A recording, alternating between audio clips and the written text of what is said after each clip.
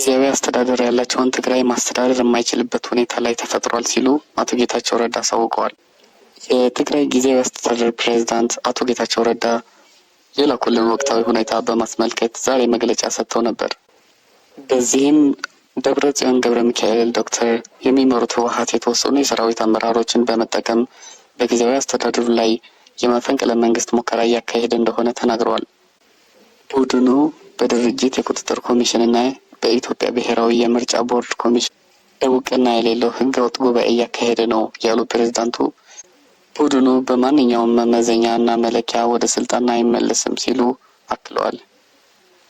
ጥቂት የሰራዊት አመራሮች እንደ መሳሪያ መጠቀም በየወረዳቸው እና በየቀበሌው በጊዜያዊ አስተዳደሩ የተሾሙ የስራ ኃላፊዎች ማህተም በመቀማት ላይ ተጠምደዋል ሲሉ ተናግረዋል።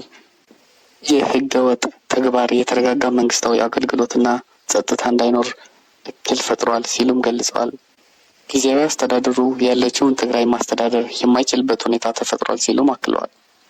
የክልሉ ጸጥታ በማደፍረስ የፕሪቶሪያ ስምምነት ለማፍረስ የተጀመረው እንቅስቃሴ እጅግ አደገኛና ጥፋት የሚያስከትል ነው ያሉት ፕሬዝዳንቱ ተግባሩ በአስቸኳይ እንዲቆም ሁሉ መተባበር አለበት ብለዋል። ሌላው አቶ ጌታቸው ረዳ በመግለጫቸው በኢትዮጵያና ኤርትራ መንግስት መካከል በግልጽ የሚታይ ውጥረት አለ ብለዋል። ውጥረቱ ወደ ግጭት ተሸጋግረው ትግራይ የጦርነት አውድማ እንዳትሆን መስራት ይጠበቅብናል ሲሉ ተደምጠዋል።